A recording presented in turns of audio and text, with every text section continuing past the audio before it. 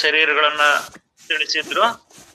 ಆದ್ರ ಅದು ಅಲ್ಲ, ಅವನ್ನೆಲ್ಲವನ್ನು ನಾನು ತಿಳಿತೇನೆ ಅಂದ್ರ, ಅವುಗಳೆಲ್ಲವನ್ನು ನಾನು ನೋಡ್ತೇನಂದ್ರ ನಾನು ಬೇರೆನೆ ಅದನಿ. ಅವು ಆ ತತ್ವಗಳಿಂದ ಕೂಡಿರ್ತಕ್ಕಂಥದ್ದು ಎಂದು ನಾನು ಆಗೋದಕ್ಕ ಬರೋದಿಲ್ಲ. ಈ ಪಿಂಡ ಬ್ರಹ್ಮಾಂಡ ಜೀವ ಶಿವರ ಕಥೆಯು ಹೇಳಿದಷ್ಟು ಇದು ಇನ್ನು ವಿಸ್ತಾರ ಆಗ್ತದ. ಆದ್ರ ಇದು ಒಂದು ನಾವು ಸತ್ಯ ತಿಳಿಬೇಕಾಗಿದ್ದು, ಮುಖ್ಯವಾದ ವಿಷಯವನ್ನ ಲಕ್ಷಿಸತಕ್ಕದ್ದು ಯಾವ್ದೈತಪ್ಪ ಅಂದ್ರ ಆತ್ಮನು ಎಲ್ಲಕ್ಕಿಂತ ಬೇರೆನೆ ಇದ್ದಾನೆ ಅನ್ನೋ ವಿಚಾರವನ್ನ ನಿನ್ನೆ ವಿಚಾರದೊಳಗ ನೋಡಿದ್ರಪ್ಪ. ನುಡಿ 44-54. ಶೋಧಿಸ ಹೋಗಲು 4 ಆತ್ಮರಿದ್ದುದಾಗಿ ಕಂಡು ಬರುವುದು. ಆದರೆ ಅವರ ಲಕ್ಷಣವನ್ನು ಕೇಳಿ ಅಂತರ್ಯದಲ್ಲಿ ಧಾರಣೆ ಮಾಡಿರಿ. ಮೊದಲನೆಯವನು ಜೀವಾತ್ಮ, ಎರಡನೆಯವನು ಶಿವಾತ್ಮ, ಮೂರನೆಯವನು ಪರಮಾತ್ಮ ಅಥವಾ ವಿಶ್ವಾತ್ಮ, ನಾಲ್ಕನೆಯವನೇ ನಿರ್ಮಲಾತ್ಮ.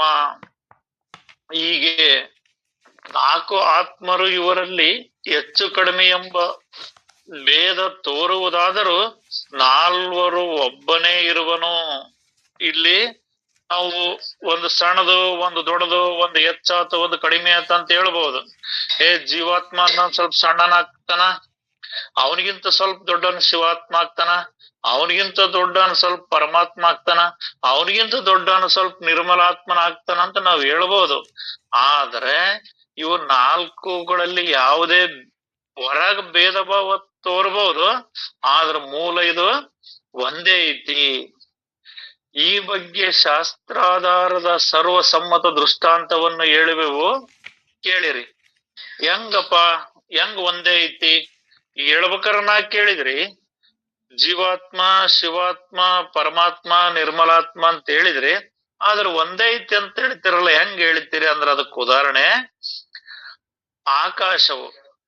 ಆಕಾಶ ಇರೋದು ಒಂದ, ಆದ್ರ ಅದ್ರೊಳಗ ಘಟಾಕಾಶ ದೇಹದೊಳಗ ಬಯಲೈತಿ. ದೇಹದಾಗಿರೋದ್ರಿಂದ ಬಯಲಿರೋದ್ರಿಂದ ಅದ್ರೊಳಗೆಲ್ಲ ಗಾಳಿ, ಅನ್ನ, ನೀರು ಎಲ್ಲ ಒಳಗೋಗಿ ಹೊರಗೆ ಬರ್ತದ. ಇದು ಘಟಾಕಾಶ. ಮಠಾಕಾಶ ಅಂದ್ರೆ ನಾವ್ ಹೇಳ್ತೀವಿ, ಒಂದು ಮಠ ಕಟ್ಟೋದಕ್ಕಿಂತ ಮೊದಲು ಅಥವಾ ಮನೆ ಕಟ್ಟೋದಕ್ಕಿಂತ ಮೊದಲು ಬಯಲಿತ್ತು. ಅದು ಕಟ್ಟಿದ ಆದ್ಮೇಲೆ ಆ ಮನೆ ಒಳಗಿಂದ ಏನ್ ಅನ್ಸಿಯಂತು, ಮಠದ ಬಯಲು ಅನ್ಸಿಯಂತು. ಮನೆ ಕಟ್ಟಿದ್ಮೇಲೆ ಏನಂತು, ಮನೆ ಬಯಲು ಅನ್ಸಿಯಂತು. ಅದ್ರೊಳಗ ಬಯಲಿರ್ತದ ಮಠದೊಳಗ. ಇನ್ನು ಮಹದಾಕಾಶ ಅಂತ ನಾವು ಹೇಳ್ತೀವಿ ಅನ್ನೋದಾದ್ರ ಈ ಆಕಾಶ ಇದು ಬಯಲದ, ಆಕಾಶನು ಕೂಡ ಬಯಲ ಐತಿ. ಮತ್ತೆ ಇದು ಬಯಲ ಇತ್ತಲ್ಲ, ಇದು ಮಹದಾಕಾಶ ಅಂತ ಅನ್ಸಿಯಂತು. ಇನ್ನು ಚಿದಾಕಾಶ ಅಂತ ಯಾವ್ದು ಅನ್ಸಿಗಂತತಿ ಅಂತ ನಾವು ವಿಚಾರ ಮಾಡಿದ್ರ, ಈ ಆಕಾಶಕ್ಕೂ ಆಧಾರವಾಗಿರ್ತಕ್ಕಂಥದ್ದೇನೈತಲ್ಲ ಅದೇ ಚಿದಾಕಾಶ ಅಥವಾ ನಿರ್ಮಲ ಆತ್ಮ ಅನ್ನೋದ ಹೇಳ್ತಾರ.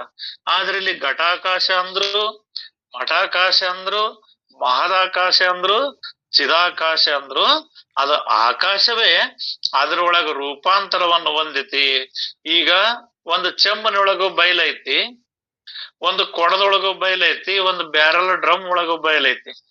ಆದ್ರ ಅದು ಏನ್ ಅನ್ಸಿಂದತಿ, ಹೊರಗಿನ ಆಕಾರದ ವಸ್ತುಗಳ ಆಧಾರದ ಮೇಲೆ ಅದ್ರ ಬಯಲು ಅನ್ಸಿಂದತಿ.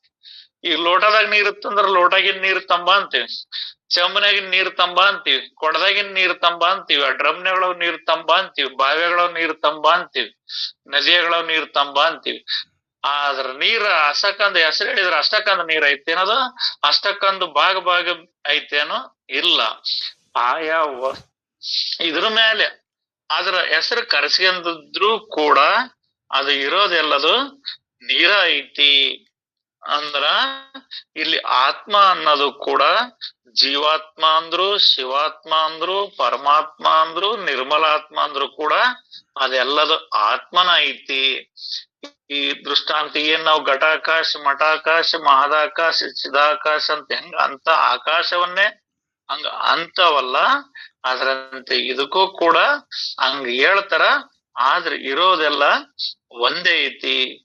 ತೋರಿದರು ಅದೆಲ್ಲವೂ ಕೂಡ ನಾಲ್ಕು ಬಗೆಯಾಗಿ ತೋರಿದರೂ ಅದೆಲ್ಲವೂ ಕೂಡಿ ಒಂದೇ ಆಕಾಶವಿರುತ್ತದೆ. ಅದರಂತೆ ಜೀವಾತ್ಮ, ಶಿವಾತ್ಮ, ಪರಮಾತ್ಮ, ನಿರ್ಮಲಾತ್ಮರು ಇವರೆಲ್ಲರೂ ಕೂಡಿ ಆತ್ಮನೊಬ್ಬನೇ ಇರುತ್ತಾನೆ.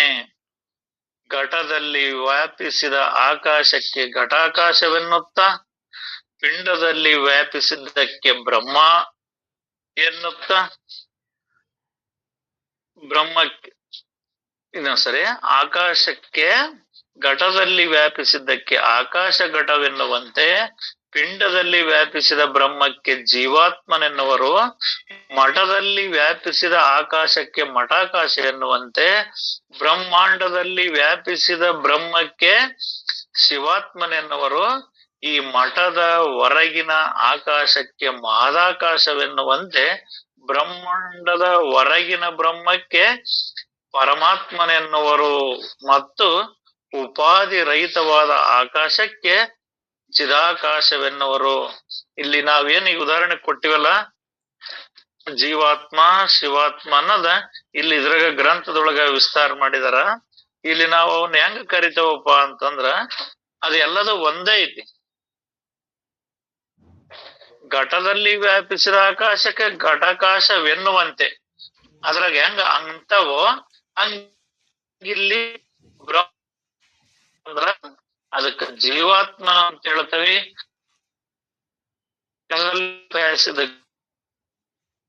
ಉದಾಹರಣೆ ಕೊಟ್ರು ಅದ ಆಕಾಶನೇ ಐತಿ ಒಂದು ವಿಚಾರ ತಿಳಿಬೇಕಾಗ್ತದ. ಅದು ಎಷ್ಟು ಎದುರಾಗಿನಾರೋ ಉದಾಹರಣೆ ಕೊಡ್ಲಿ. ಈಗ ನಾವಾಗ್ಲೇ ಉದಾಹರಣೆ ತಗೊಂಡಿವಿ, ಇಲ್ಲಿ ಉದಾಹರಣೆ ಕೊಡ್ತಾರ. ಈ ಬ್ರಹ್ಮಾಂಡದಲ್ಲಿ ವ್ಯಾಪಿಸಿದಕ್ಕೆ ಬ್ರಹ್ಮಕ್ಕೆ ಶಿವಾತ್ಮನೆನ್ನುವರು, ಮಠದ ಹೊರಗಿನ ಆಕಾಶಕ್ಕೆ ಮಹದಾಕಾಶವೆನ್ನುವಂತೆ, ಬ್ರಹ್ಮಾಂಡದ ಹೊರಗಿನ ಬ್ರಹ್ಮಕ್ಕೆ ಪರಮಾತ್ಮನೆನ್ನುವರು, ಮತ್ತು ಉಪಾಧಿ ರಹಿತವಾದ ಆಕಾಶಕ್ಕೆ ಚಿದಾಕಾಶವೆನ್ನುವಂತೆ. ಅಂದ್ರ ಇಲ್ಲಿ ಚಿದಾಕಾಶ ಅಂದ್ರ ಆ ಆತ್ಮಸ್ವರೂಪನೇ ನಾವು ಅನ್ನೋದು ತಿಳಿಬೇಕಾಗ್ತದ. ಯಾಕಂದ್ರ ಆಕಾಶಕ್ಕೆ ಆಧಾರವಾಗಿರೋದು ಯಾವ್ದು ಅಂತ ನಾವು ವಿಚಾರ ಮಾಡಿದ್ರ, ಆಕಾಶವನ್ನು ತಿಳಿಯೋನು ನಾವು ಅದಾವಲ್ಲ ಅಂತ ನಮ್ಮೊಳಗ ನಾವು ವಿಚಾರ ಮಾಡಿ ನೋಡಿದ್ರ ಆ ಮೂಲ ಸ್ವರೂಪ ನಾನ ಅನ್ನೋದು ಆಗ್ತದ. ಅರ್ಥಾತ್ ಅದೇ ಆತ್ಮ ಅಂತ ಆಗ್ತದೆ. ಅದನ್ನೇ ನಾವು ಚಿದಾಕಾಶ ಅಂತೀವಿ. ಈ ಪಾಲಿಗಿಂತಲೂ ಬೇರೆಯಾದ ಪರಬ್ರಹ್ಮಕ್ಕೆ ನಿರ್ಮಲಾತ್ಮನೆನ್ನುವರು. ಮತ್ತೆ ನಿರ್ಮಲಾತ್ಮನಂತ ನಾವ್ ಎದಕ್ಕಂತವಂದ್ರ, ಇವು ಮೊದಲನೇವೆಲ್ಲ ಉಪಾದಿಯಿಂದ ಕೂಡಿರ್ತಕ್ಕಂಥವು. ಯಾವು ಏನ್ ಘಟಾಕಾಶ ಮಠಾಕಾಶ ಅಂತ ನಾವ್ ಹೇಳ್ತೀವಲ್ಲ, ಇವೆಲ್ಲ ಉಪಾದಿಯಿಂದ ವಸ್ತುಗಳಿಂದ ಅದ್ರ ಆಕಾಶ ಅಂತ ಕೂಡೈತಿ. ನಾವ್ ಆಗ್ಲೇ ತಗೊಂಡ್ ನೋಡಿವಲ್ಲ, ಆ ನೀರು ಈ ನೀರು ಅಂತಂದಿವಿ. ಘಟದ ಬಯಲು, ಮಠದ ಬಯಲು, ಊರ ಬಯಲು, ಊರ ಹೊರಗಿನ ಬಯಲು ಅಂತ ನಾವ್ ಏನೆಲ್ಲ ಹೇಳಿದ್ರು ಕೂಡ ಕೆಲವು ಉಪಾದಿಯಿಂದ ಕೂಡಿರ್ತಕ್ಕಂಥವು. ಉಪಾಧಿ ರಹಿತವಾಗಿರ್ತಕ್ಕಂಥ ಏನ ಮಹಾಬಯಲು, ಆ ಚಿದಾಕಾಶ ಐತಲ್ಲ, ಅದು ಯಾವುದೇ ಉಪಾಧಿ ರಹಿತವಾಗಿರ್ತಕ್ಕಂಥದ್ದು. ಅದನ್ನೇ ಆ ಪರಬ್ರಹ್ಮಕ್ಕೆ ನಿರ್ಮಲ ಆತ್ಮನೆನ್ನುವರು. ಈ ಬಯಲು ಅನ್ನೋದ್ರೊಳಗ ಬೋಂತಾದೇವಿಯವರು ಒಂದು ವಚನ ಹೇಳ್ತಾರ, ಊರ ಹೊರಗಣ ಬಯಲು, ಊರ ಒಳಗಣ ಬಯಲು. ಬಯಲೆಂಬುವೆರಡುಂಟೆ, ಒಳಗೂ ಹೊರಗೂ ಕೂಗಿದರೆ ಓ ಎನ್ನುವುದೇ ನಮ್ಮ ಬಿಡಾಡಿ. ಬ್ರಾಹ್ಮಣರ ಬಯಲು, ವಲಯರ ಬಯಲು. ಬಯಲೆಂಬುವೆರಡುಂಟೆ, ಎಲ್ಲಿ ಕೂಗಿದರು ಓ ಎಂಬುವನೇ ನಮ್ಮ ಬಿಡಾಡಿ. ಬಿಡಾಡಿ ಅಂದ್ರ ಆ ಎಮ್ಮನ ಅಂಕಿತ ನಾಮವೇ ಬಿಡಾಡಿ. ಆ ಎಮ್ಮ ಅದನ್ನ ಹೇಳ್ತಾಳ. ನೀವು ಬ್ರಾಹ್ಮಣರ ಬಯಲು ಅಂದ್ರು ಅದೈತಿ, ವಲಯರ ಬಯಲಂದ್ರು ಅದೈತಿ, ಊರ ಒಳಗಣ ಬಯಲಂದ್ರು ಅದೈತಿ, ಊರ ಹೊರಗಣ ಬಯಲಂದ್ರು ಅದೈತಿ. ಎಲ್ಲಿದ್ದರೂ ಆ ಬಯಲು ಒಂದೇ, ಕೂಗಿದರೆ ಓ ಎನ್ನುವನೇ ನಮ್ಮ ಬಿಡಾಡಿ. ಅಂದ್ರ ಆ ಎಮ್ಮ ಮಹಾಬಯಲಿಗೆ ಆ ಪರಿಪೂರ್ಣವಾಗಿರ್ತಕ್ಕಂತ ಸ್ವರೂಪಕ್ಕ ಆ ಎಂ ಬಿಡಾಡಿ ಅಂತ ಹೆಸರಿಟ್ಟಾಳ. ಮತ್ತಿಲ್ಲಿ ಯಾವ್ದು ಉಪಾಧಿ ರಹಿತವಾಗಿದ್ದಪ್ಪ ಅಂದ್ರ ಆ ನಿರ್ಮಲನ ಆತ್ಮನೆನ್ನುವುದೇ ಉಪಾಧಿ ರಹಿತವಾಗಿದ್ದು. ಅದೇ ತಾನಂತ ತಿಳಿಯದೆ ಪೂರ್ಣ ವಿಚಾರ, ಆ ಜ್ಞಾನದ ವಿಚಾರ ಆಗ್ತದ. ಈ ರೀತಿಯಾಗಿ ಆಕಾಶವು ಉಪಾಧಿಯ ಮೂಲಕ ಬೇರೆಯಾದಂತೆ ತೋರಿದರೂ ಅದು ಒಂದೇ ಇರುವಂತೆ ಆನಂದ ಪರಿಪೂರ್ಣವಾದ ಆತ್ಮನಾದರೂ ಒಬ್ಬನೇ ಇರುತ್ತಾನೆ. ಏನು ಮುಖಾಂತರ ತೊಳೆದ್ರು ಕೂಡ, ಬೇರೆ ಬೇರೆಯಾಗಿ ಕಂಡ್ರು ಕೂಡ ಅದು ಆನಂದ ಪರಿಪೂರ್ಣವಾದ ಆತ್ಮನಾದರೂ ಒಬ್ಬನೇ ಇರ್ತಾನ. ಅವನೇನ್ ಬಾಳಿಲ್ಲ, ಅದೇನು ಇಲ್ಲ. ಈ ಬಂಗಾರದಿಂದ ಉಂಗ್ರ, ಸೈನ್ಸರ, ಬೆಂಡಾಲಿ, ಜುಮಿಕಿ ಏನೆಲ್ಲ ಆಗಿದ್ರು ಕೂಡ ನಮಗೆ ಉಂಗ್ರ ಆಗಿ, ಸೈನ್ಸರ ಆಗಿ, ಗಾಗಿನಾಗಿ, ಕೈಬಳೆಯಾಗಿ ಏನೆಲ್ಲ ಆಗಿ ತೋರಿದ್ರು ಕೂಡ ಅದು ಮೂಲ ಬಂಗಾರವೇ ಇರುವಂತೆ ಇಲ್ಲಿ ಆ ಆಕಾಶವಾಗಿರ್ತಕ್ಕಂಥ ನಿರ್ಮಲಾತ್ಮವು ಅದೇ ಐತಿ. ಆದ್ರ ಅದು ಅಲ್ಲಿ ಕೂಡಿರೋದ್ರಿಂದ ಅದು ಆ ರೀತಿಯಾಗಿ ನಮಗ ತೋರ್ತತಿ. ಆದ್ರ ಆ ಆನಂದ ಪರಿಪೂರ್ಣವಾದ ಆತ್ಮನಾದ ಒಬ್ಬನೇ ಇರ್ತಾನೆ. ದೃಶ್ಯದ ಒಳಹೊರಗು ವ್ಯಾಪಿಸಿದ ಈ ಸೂಕ್ಷ್ಮ ಆತ್ಮನ ಮಹಿಮೆಯನ್ನು ವರ್ಣಿಸಲಿಕ್ಕೆ ಸಹಸ್ರ ಮುಖದ ಶೇಷನು ಸಮರ್ಥನಲ್ಲ. ಈ ಸೂಕ್ಷ್ಮವಾಗಿ ಒಳಗೂ ಹೊರಗು, ಸ್ಥೂಲ ಸೂಕ್ಷ್ಮವಾಗಿಯೂ, ಸಗುಣ ನಿರ್ಗುಣವಾಗಿಯೂ, ಆಕಾರ ನಿರಾಕಾರವಾಗಿ ಈ ವ್ಯಾಪಕವಾಗಿರ್ತಕ್ಕಂಥ ಈ ಆತ್ಮನ ಮಹಿಮೆಯನ್ನ ವರ್ಣಿಸಕ ಆ ಯಾರಿಂದನೂ ಸಹಸ್ರ ಮುಖದ ಶೇಷನೂ ಸಮರ್ಥನಲ್ಲ. ಅವನು ಸಾವಿರಾರು ಮುಖಗಳುಳ್ಳ ಆದಿಶೇಷ ಆದ್ರೂ ಕೂಡ ಅವನು ಕೂಡ ಸಮರ್ಥನಲ್ಲ. ಇದ್ರದ್ದು ಅಷ್ಟ ಐತಿ. ಅದ್ರದ್ದು ಈ ಆತ್ಮನ ವಿಚಾರದ್ದು ಏನ್ ನಾವು ನಿರ್ಮಲಾತ್ಮನ ಅಂತ ಹೇಳ್ತೀವಲ್ಲ, ಅದ್ರ ವಿಚಾರ ಅಷ್ಟ ಐತಿ. ಒಬ್ರು ಅನುಭವಿಗಳೊಂದು ಮಾತಾಡಿದ್ರು, ಈ ಭೂಮಂಡಲವನ್ನೇ ಆಳಿಯನ್ನಾಗಿ ಮಾಡಿಕೊಂಡು ಮೇರು ಪರ್ವತವನ್ನ, ಹಿಮಾಲಯ ಪರ್ವತವನ್ನೇ ಪೆನ್ನಾಗಿ ಮಾಡಿಕೊಂಡು, ಸಪ್ತ ಸಾಗರಗಳನ್ನೇ ಇಂಕಾಗಿ ಮಾಡಿಕೊಂಡು ಆ ಆತ್ಮದ ವರ್ಣನೆಯನ್ನ ಬರೆದ್ರು ಈ ಭೂಮಿಯರ ಸಾಲ್ದು ಬರ್ತದೆ, ಇಲ್ಲ ಆ ಇಂಕರ ಸಾಲ್ದು ಬರುತ್ತೆ, ಇಲ್ಲ ಪೆನ್ನರ ಸಾಲ್ದು ಹೋಗ್ತದೆ ಅಂತ. ಅಂದ್ರ ಅರ್ಥಾತ್ ಅದು ವರ್ಣನೆಗೆ, ಮಾತಿಗೆ ಸಿಲುಕಲಾರದಂಥದ್ದು, ಅಖಂಡವಾಗಿರ್ತಕ್ಕಂಥದ್ದು, ಪರಿಪೂರ್ಣವಾಗಿರ್ತಕ್ಕಂಥದ್ದು ಆ ಆನಂದಪೂರ್ಣವಾದ ಆ ಆತ್ಮನ ಅನ್ನೋದು ಒಂದೇ ಇರ್ತದ. ಮೇಲೆ ವಿವರಿಸಿದಂತೆ ಆತ್ಮನ ಸ್ವರೂಪವನ್ನು ಯಥಾರ್ಥವಾಗಿ ತಿಳಿದರೆ ಜೀವತ್ವವೆನ್ನುವುದೇ ಲೋಪವಾಗುತ್ತದೆ.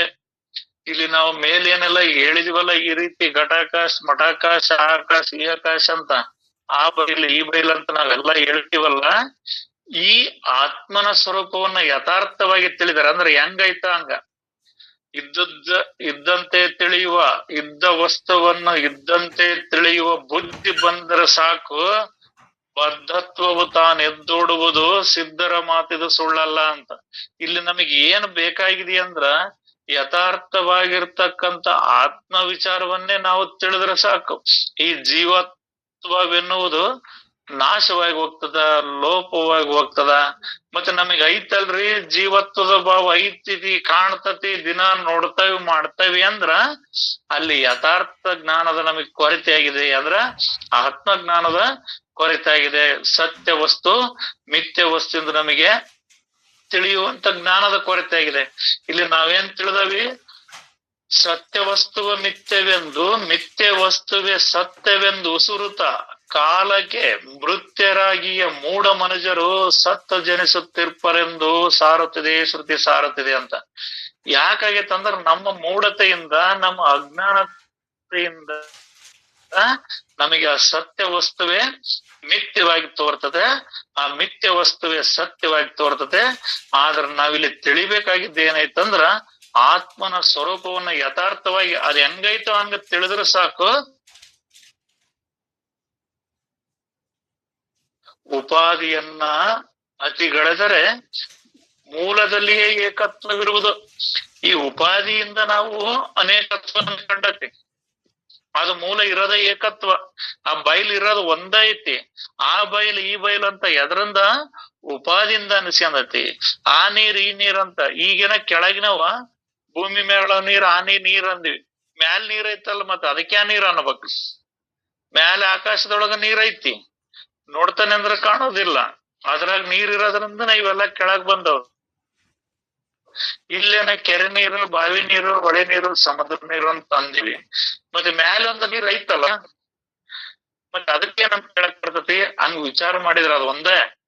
ಅದೊಂದೇ ನೀರು ಇಲ್ಲೆಲ್ಲ ಬಿದ್ದಿಸಕ ನೀರ್ ಅನ್ಸ್ಕೊಂಡ್ರ ಅದು ಕೆರೆ ನೀರು, ಬಾವಿ ನೀರು, ಹಳ್ಳದ ನೀರು, ತುಂಗಭದ್ರ, ಕಾವೇರಿ, ಕೃಷ್ಣ ಅಂತ ಅನ್ಸ್ಕೊಂಡ್ರ ಅದ್ ಯಾ ನೀರು? ಆ ಮೇಲೆ ನಿರಾಕಾರವಾಗಿರ್ತಕ್ಕಂಥ ನೀರ್, ಆಕಾಶದಾಗ ನೀರ್ ನೋಡಿದ್ರೆ ಕಾಣೋದಿಲ್ಲ, ಆದ್ರ ಐತಿ. ಹಂಗ ಈ ಆತ್ಮ ಅನ್ನೋದು ಕೂಡ ಐತಿ. ಹಿಂಗ್ ಹೊರಗ್ ನೋಡ್ತಾನೆ ಅಂದ್ರೆ ಕಾಣೋದಿಲ್ಲ. ಮತ್ತೆ ನಮಗ್ ಕಂಡತಿ ಅಂದ್ರೆ ಈ ಉಪಾಧಿಗಳ ಮುಖಾಂತರ ಕಂಡತಿ. ಈ ಸಾಗರ, ಕೆರೆ ಹಿಂಗ ಕಂಡತಲ್ಲ, ಹಂಗ ಆ ಏಕತ್ವವಾಗಿರ್ತಕ್ಕಂತ ಪರಮಾತ್ಮ ಮೂಲದೊಳಗ್ ನೋಡಿದ್ರ ಆ ಪರಮಾತ್ಮ ಅನ್ನೋದು ಒಂದೇ ಐತಿ. ಅಲ್ಲಿ ಮ್ಯಾಲ್ ನೀರ್ ಅನ್ನೋದ್ ಹೆಂಗ್ ಒಂದೇ ಐತಿ. ನಮಗ್ ಈ ಉಪಾಧಿಗಳ ಮುಖಾಂತರ ಇದು ಬಹಳ ಕಾಣ್ತತಿ. ಈ ಉಪಾಧಿಗಳನ್ನ ಅತಿಗಳಿದ್ರ ಅಂದ್ರ ತೆಗದಾಕಿದ್ರ, ಆ ಉಪಾಧಿ ಇಲ್ದಂಗ ನೋಡಿದ್ವಂದ್ರ ಇರುವುದು ಏಕತ್ವ ಒಂದೇ ನೀರ್ ಐತಿ ಹಂಗ ಇರುವುದು ಆತ್ಮ ವಸ್ತು ಕೂಡ ಅದು ಒಂದೇ ಐತಿ. ಈಗಿರಲಿಕ್ಕಾಗಿಯೂ ಆಜ್ಞ ಪ್ರಾಣಿಯು ತಾನು ಜೀವನೆಂಬ ಸಂಕುಚಿತ ಅಹಂಕಾರ ತಳೆದು ಜನ್ಮ ಮರಣವನ್ನು ಅನುಭವಿಸುತ್ತಿದ್ದಾನೆ. ಇಲ್ಲಿ ಆಜ್ಞ ಅಂದ್ರ ಈ ತಿಳುವಳಿಕೆ ಇಲ್ಲದಂತ ಈ ಮಾನವ ಪ್ರಾಣಿಯು ತಾನು ಜೀವನೆಂಬುದು ಅದ ಅವನೊಳಗ ತುಂಬಿ ಬಿಡತಿ. ರಕ್ತ ಮಾಂಸ ಕಣ ಕಣದಲ್ಲೂ ಕೂಡ ಇದು ತುಂಬಿಡತ್ತೆ, ನಾನ್ ಜೀವದನಿ. ಅಹಂಕಾರ ತಳೆದಂದ್ರ ಆ ಜೀವಭಾವವೇ ಅಹಂಕಾರ.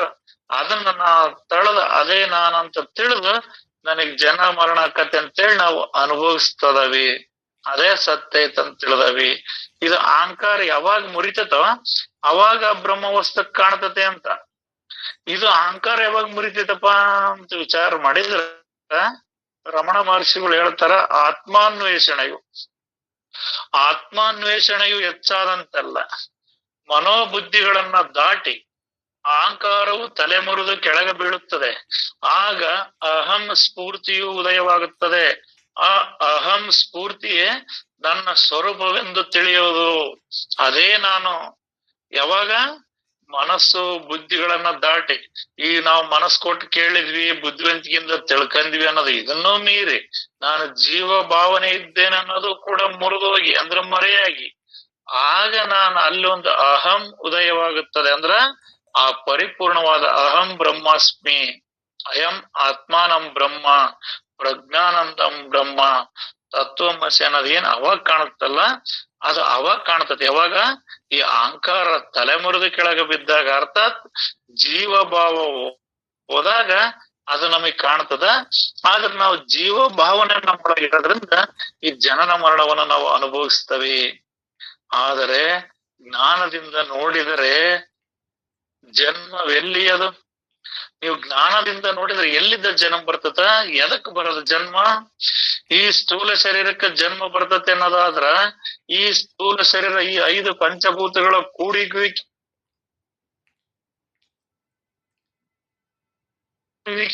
ಜನನ, ಅಗಲುವಿಕೆಯೇ ಮರಣ. ಮತ್ತೆ ಯಾವ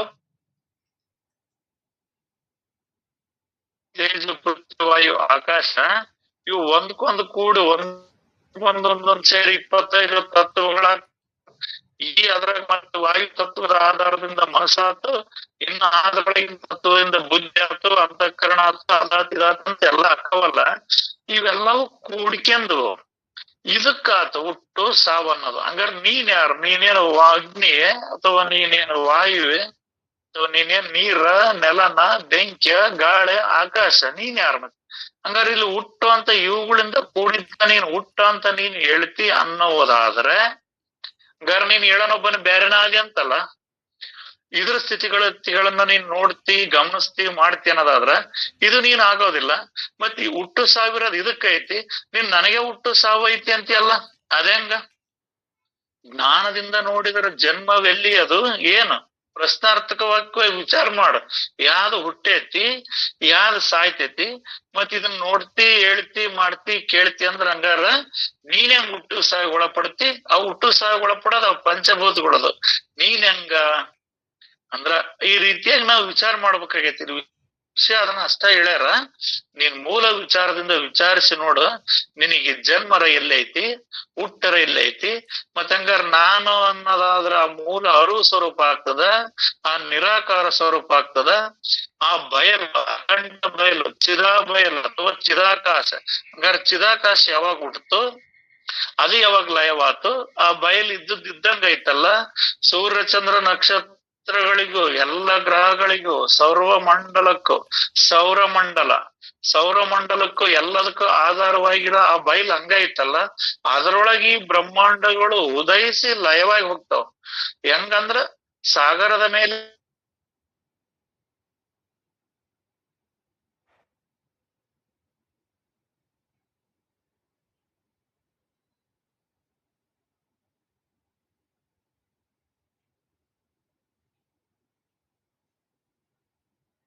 ಟವರ್ ಹೋತನ್ರಿ.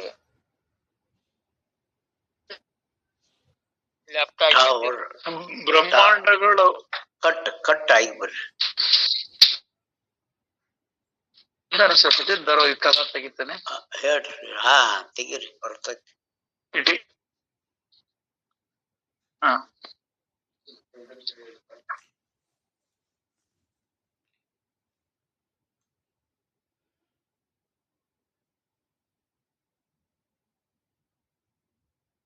ಹೇಳ್ರಿ ಕೇಳ್ತೈತಿ. ತೆಗದ್ರಿಲ್ಲ?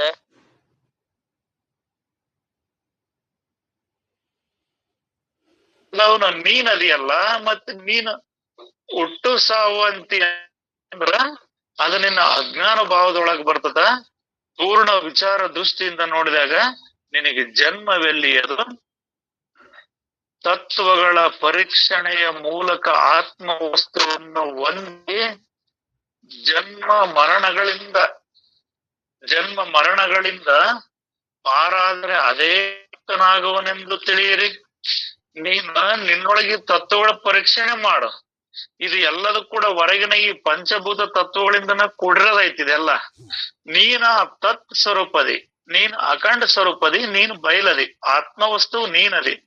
ಈ ತತ್ವಗಳನ್ನ ನೀನು ಪರೀಕ್ಷೆ ಮಾಡಿ ನೋಡಿದಾಗ ನಿನಗ್ ಗೊತ್ತಾಗ್ತದ ಈ ಜನ್ಮ ಮರಣಗಳಿಂದ ನೀನು ಪಾರಾಗ್ತೀಯ. ಅದು ನಿನ್ನ ಭಾವದೊಳಗೆ ಇದು ಬಿಡುಗಡೆ ಆಗತ್ತಂದ್ರ ಅದೇ ಮುಕ್ತನಾಗುವುದೆಂದು ತಿಳಿ. ನೀನ್ ಮುಕ್ತಿ ಅಂತ ಬೇರೆ ಏನಾರ ಅನ್ಕನಕ್ ಹೋಗ್ಬೇಡ. ಇಲ್ಲಿ ಯಾವ್ದು ತತ್ ಐತಿ, ಯಾವ್ದು ತತ್ವಗಳಿಂದ ಕೂಡಿದೆ, ಯಾವ್ದು ಸತ್ ಐತಿ, ಯಾವ್ದು ಅಸತ್ ಐತಿ ಅಂತ ತಿಳಿ. ಆ ಅಸತ್ ಇದ್ದದ್ದು ನಿನ್ನಿಂದ ತಿಳಿಸಿಯಂತತಿ ಅದ ವಸ್ತು ಅಂತಂದ್ರ ಅದು ರೂಪನಾಮಗಳಿಂದ ಕೂಡೈತಿ ಅಂದ್ರ ಅದು ನೀನಾಗಕ್ ಬರೋದಿಲ್ಲ. ಮತ್ ಇದನ್ನ ತಿಳಿಯೋನ್ ನೀನದಿ, ಆ ಅರು ಸ್ವರೂಪ್ ನೀನದಿ ಅಂತ ನೀನ್ ತಿಳಿದಿ ಅಂದ್ರ ಅದೇ ಮುಕ್ತನಾಗುದಂತ ನೀನ್ ತಿಳಿ. ಮತ್ತದನ್ನ ಬೇರೆ ಏನ್ ನೋಡೋದಿಲ್ಲ. ಆ ವಸ್ತುವೇ ತಾನಿರುವೆನೆನ್ನುವುದೇ ಮಹಾವಾಕ್ಯದ ಉಪದೇಶವು. ಇಲ್ಲಿ ತತ್ವಮಸಿ ಮಹಾವಾಕ್ಯದ ಈ 4 ವೇದಗಳ ಈ 4 ನುಡಿಗಳ ಸಾರ ಇದೈತಿದು. ಇದು ಏನ್ ಹೇಳ್ತತಿ? ಆ ತಿಳಿಯುವ ವಸ್ತುವೇ ತಾನಿರುವನೆನ್ನುವುದೇ ಮಹಾವಾಕ್ಯದ ಉಪದೇಶ. ಅದನ್ನ ಹೇಳ್ತಾವೆಲ್ಲವು. ಸಾಧುಗಳ ಸಮ್ಮುಖದಿಂದ ಅದರ ನಿರೂಪಣೆ ಮಾಡುತ್ತಿರುವವರು ಹೆಚ್ಚಿಗೆ ಸದ್ಗುರುಗಳು ಯಾವ ಕ್ಷಣಕ್ಕೆ ಆತ್ಮೈಕ್ಯ ಬೋಧದ ಅನುಗ್ರಹ ಮಾಡುವರೋ ಆ ಕ್ಷಣಕ್ಕೆ ಮೋಕ್ಷವಾಗುವುದು. ನಿನಗೆ ಇನ್ನೂ ಹೆಚ್ಚಿಗೆ ಹೇಳೋದೇನೈತಿ? ನೀನ್ ತಿಳಿ. ಯಾರ ಮುಖಾಂತರ? ಸಾಧುಗಳ ಮುಖಾಂತರ ತಿಳಿ, ಆ ಸದ್ಗುರು ಮುಖಾಂತರ ತಿಳಿ. ಆ ಸದ್ಗುರುಗಳ ನಿನಗೆ ಆತ್ಮೈಕ್ಯ ಬೋಧದ ಅನುಗ್ರಹ ಮಾಡುವರು. ನೀನು ಆತ್ಮ ಐಕ್ಯ ಅಂದ್ರ ಶಿವಜೀವರ ಐಕ್ಯ. ನಮ್ಮ ಭಾವದೊಳಗೆ ಏನೈತಿ? ನಾನು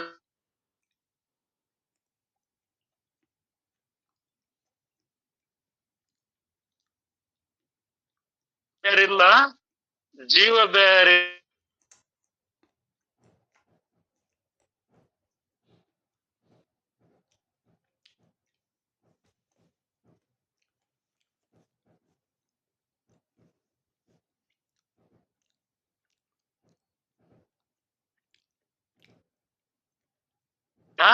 ನೀನು ಆ ಪರಿಪೂರ್ಣ ಆತ್ಮ ಸ್ವರೂಪ್ನದಿ, ಎಲ್ಲದು ಪರಬ್ರಹ್ಮ ಸ್ವರೂಪ್ನ ಐತಿ ಅಂತೇಳಿ ಆ ಸದ್ಗುರುಗಳು ಯಾವ ಕ್ಷಣಕ್ಕೆ ಆತ್ಮೈಕ್ಯ ಬೋಧದ ಅನುಗ್ರಹ ಮಾಡುವರೋ ಆ ಕ್ಷಣಕ್ಕೆ ಮೋಕ್ಷವಾಗುವುದು. ಆತ್ಮನಿಗೆ ಬಂಧನವಿರುತ್ತದೆಂಬ ಮಾತನ್ನು ಆಡತಕ್ಕದ್ದಲ್ಲ.